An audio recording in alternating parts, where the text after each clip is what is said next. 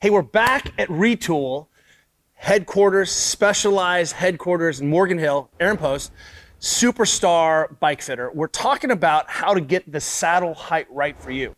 So we're having we just finished the bike summer of 70s. I mean, every kid's on a bike. You can't buy a bike on Craigslist. I mean, they're gone, right? Yep. So we see people getting back into the bikes, and you probably notice this on your local trails. People are riding again, which is fantastic. I love that we're all on the bikes. But getting your saddle height right, I mean, people just open up that fast, quick hitch, and they just adjust it up and down and twist it. Right. Can we do better than that? Like, is there a more scientific way or more precise way? What should I be feeling in my body to get my bike to fit my body better? For sure. One of the things I just want to point out too, when you're setting it and you're taking your measurements, guys got dropper posts. Make sure we get this all the way up first. Oh, note to self. All right. There's an old school trick for doing an initial saddle height. All right. Say you haven't had a fit. You don't have anything to start off of. How do I get my saddle height set right? Sit on your bike, fully extend your leg. It should get to like a locked out knee position with the back of your heel sitting right on top of the pedal. That'll make sure that the saddle to the pedal is within reach of your overall leg length. So if I have a size 17 foot, it doesn't matter.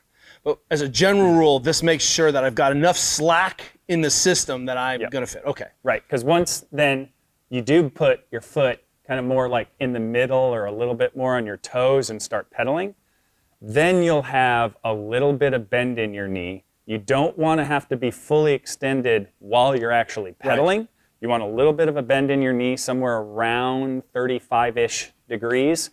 At the apex, that's a basic idea. When my knee is coming up, 35 degrees of bend. If I was at the bottom of the pedal stroke. At the bottom of the pedal stroke. Yeah. So you think it like if you're thinking like physical therapists, you think measurements are always off of like standing, right? What's the amount that your knee is flexing off of that idea of like 0 being standing up straight? Great. So I'm playing along for the kids because I'm a physical therapist, right? So one of the things that matters for me around this is that I see a ton of kids on their bikes, and they're like, I don't know who set the bike up, right? Probably some dad. Right. But I often stop kids in the street in our neighborhood. I'm like, hey, hang on one second. And I adjust their seat height. And they're like, whoa, it's so high. I'm like, right, but now you're actually not, having your knees up in your face. Yeah. Okay, so that's a basic rule. Mm-hmm. If I jump on there, let me jump on here. Yeah. We'll take a look-see so that we can see how I'm looking. And I've got these are the same pedals that you guys set up for me. Yep. And cleat position. So here I'm riding in my normal position. And if I clicked out, put my heel on the bottom of the pedal, I can straighten the leg out and I'm good there. I still have contact to that arc. And that's what you were saying. Right. If you still had bend in your knee when you're at the bottom of the pedal stroke there, you would want to raise your saddle a little bit. And then if there was no contact at all, if you couldn't get your heel to the pedal there, you'd want to lower your saddle. Perfect. So in this position, it doesn't have to be down or low or just in front wherever it needs to go. In terms of where the pedal should be, it's like point of terminal extension. Where is that pedal the farthest away from the saddle? And then the back of your heel should just be touching. Okay, so that crank arm pretty much mimics my It's kind of like in line with your leg, in line with the seat tube of the bike. Okay, so not in this position. It's forward a little bit. Okay, that makes sense. So now, go to that second rule of the 35. As I come around, I'm trying to think, roughly I'm thinking flat pedal as I come around, right? That's generally the idea. I see Tour de France people sprinting and they're in crazy positions on their bikes and feet are kind of tilted up. But you're saying, as I come around, I'm thinking about having like scraping dog poop off my foot, right? Is that there's a range. Now, if you get a bike fit, we're going to actually take a look at your ankle mobility and know roughly where the middle of your range is and make sure you're working within that. Depending on the person, some people might point their toes a little bit more, some people might drag their heels a little bit. But yeah, you're kind of centered around that idea of kind of a flat-footed position as you're pedaling. Roughly. And it changes throughout the pedal stroke. We tend to point our toe a little bit more as we come through the bottom of the pedal stroke.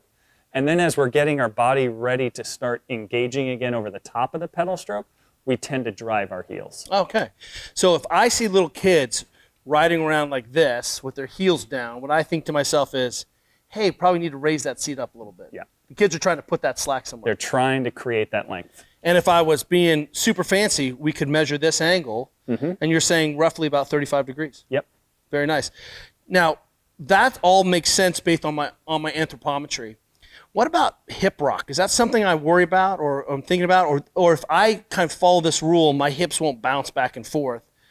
You know, we see sometimes when people's saddles are too high in the gym, their hips or in the classes. I mean, I Sure. just see crazy going back and forth on the, you know, they're so high, they're trying to make the bike work, and they're having to dump side to side. Right? There's 3 ways we reach the bottom of the pedal stroke. We point our toe, we extend our knee, and we extend our hip.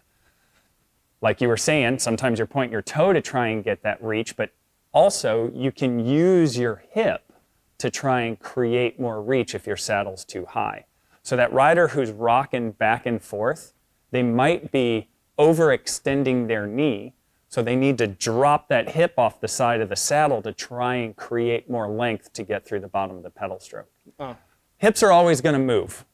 Right. There's going to be some movement. My spine is the primary engine. I'm creating, it's not like I'm a pedaling robot. Right. Right? But I'm trying, I shouldn't just be dumping side to side. Correct. Yeah, if you feel or if you see a rider actually shifting and moving, kind of like, think about their sit bones. If their sit bones are actually sliding off one side of the saddle to the other, something's not right about that saddle position. Probably need to lower it a little bit. Love it. That's so simple. This is on you. Get back into your family. Make your kids come out. Heels on the pedals. We can do better. We can fit it. Like, I feel like this is ancient wisdom that every parent needs to know, or every grandparent or auntie and uncle, about getting their kids on the bike, and so that I can quickly set up the bike at the gym. That's fantastic. Thank you so much.